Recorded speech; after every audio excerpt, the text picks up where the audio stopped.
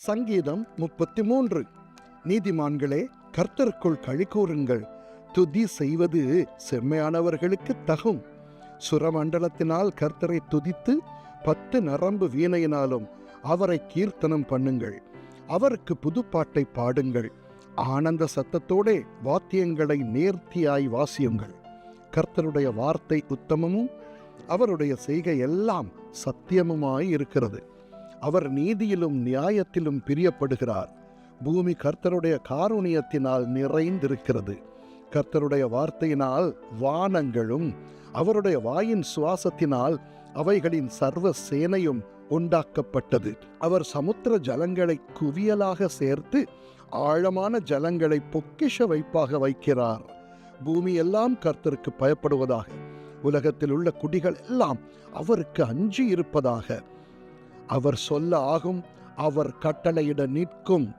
கர்த்தர் ஜாதிகளின் ஆலோசனையை விருதாவாக்கி ஜனங்களுடைய நினைவுகளை அவமாக்குகிறார்.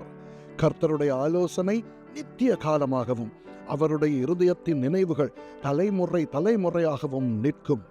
கர்த்தரை தங்களுக்கு தெய்வமாக கொண்ட ஜாதியும் அவர் தமக்கு சுதந்திரமாய் தெரிந்து கொண்ட ஜனமும் பாக்கியம் உள்ளது. கர்த்தர் வானத்தில் இருந்து நோக்கி பார்த்து எல்லா மனுபுத்திரரையும் காண்கிறார்.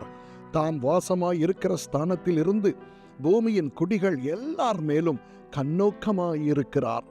அவர்களுடைய இருதயங்களை எல்லாம் அவர் உருவாக்கி அவர்கள் செய்கைகளை எல்லாம் கவனித்திருக்கிறார். எந்த ராஜாவும் தன் சேனையின் மிகுதியால் இரட்சிக்கப்படான். சவுரியவானும் தன் பலத்தின் மிகுதியால் தப்பான். இரட்சிக்கிறதற்கு குதிரை விருதா, அது தன் மிகுந்த வீரியத்தால் தப்புவியாது. தமக்கு பயந்து தமது கிருபைக்கு காத்திருக்கிறவர்களின் ஆத்துமாக்களை மரணத்திற்கு விலக்கி விடுவிக்கவும் பஞ்சத்தில் அவர்களை உயிரோடே காக்கவும் கர்த்தருடைய கண் அவர்கள் மேல் நோக்கமாயிருக்கிறது.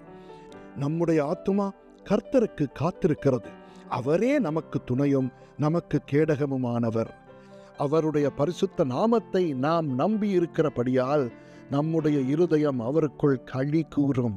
கர்த்தாவே, நாங்கள் உம்மை நம்பியிருக்கிறபடியே உமது கிருபை எங்கள் மேல் இருப்பதாக. ஆமென்.